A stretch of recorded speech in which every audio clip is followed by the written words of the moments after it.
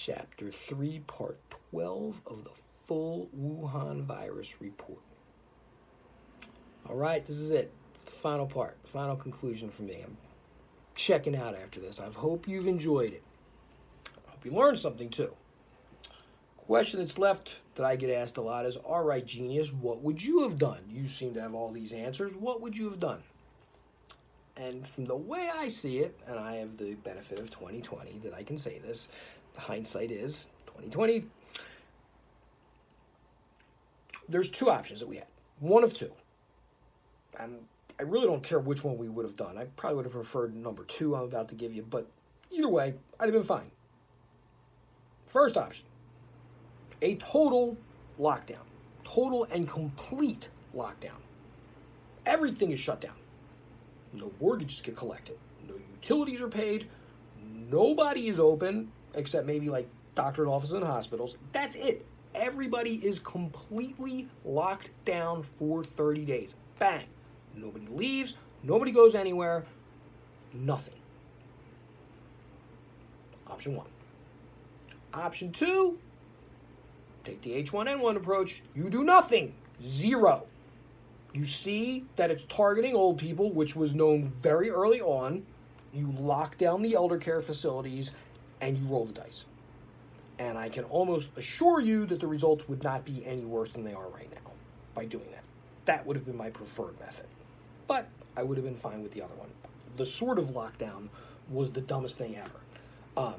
And we've botched it so badly that it really doesn't matter at this point. But what I can tell you is that the yo-yo method, close it down, open it up, close it down, open it up, that from every known expert out there is the worst policy you could possibly do. And that's what we're doing. So I shared this with you all because I feel that it's important. I honestly believe this is important information to get out there. And there's lots of information that I covered in this that is not getting out there at all. It's being outright suppressed. There is censorship going on right now, as we saw recently with a bunch of doctors that came out and said things that the media did not agree with. There's bias agendas that are being rammed down our throats. There's also so much conflicting information out there, which I told you was done on purpose to keep us confused. Look, there's two choices at this point of what you want to do. You want to do what I did and try to dive in and research all this information and spend all your time doing this, and you will be misinformed, or you can just ignore it all and be uninformed. I don't know which one's better. I really don't. But this is a total loss for we the people. But I needed to do this for me. I needed to prove that I was not crazy, that I was seeing things that were illogical, that they were presenting information that was not making any sense, and that there was other information out there. So I did this for my own mental sake, and then I'm sharing it with you to now get it out of me. What you do with this evidence and this information, that's totally up to you. I'm leaving it at your feet. I'm not telling you to do anything with it. And I'm sure some are angry with me that I pointed some things out or said some things that they don't agree with or don't accept. And I'm sure some of you have learned some things and are now angry with the government or the experts. And, you know, like I said, I'm saying my piece and I'm retiring back to my hill. I am tired. I'm tired of all the fighting. I'm tired of being lied to. I'm tired of being told how difficult this all is. I'm tired of people basically labeling me as a lunatic or a conspiracy theorist when things that I say come true time and time and time again. I'm tired when people get angry when presented with a narrative or some facts that are actually against their narrative.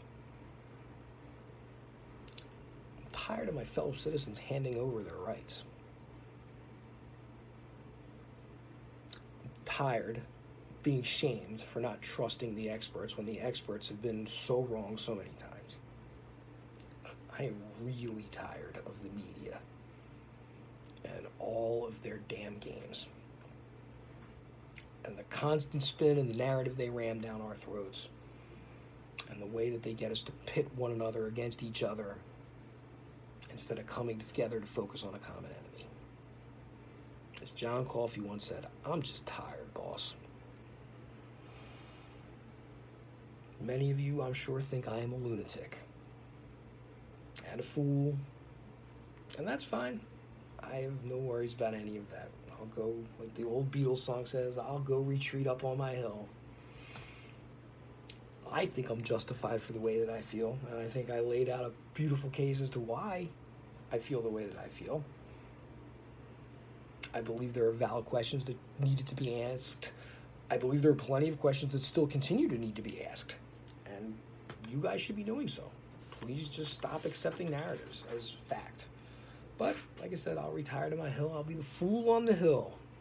I'll watch the world spinning around, saddened at what we have become already, and disgusted by what we're going to become. And I can tell. Boy, we are really desperate for some leadership. That is certain.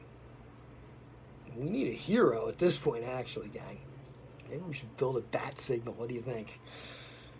I'm not sure anybody would respond, though. Me? Here's what I'm going to do.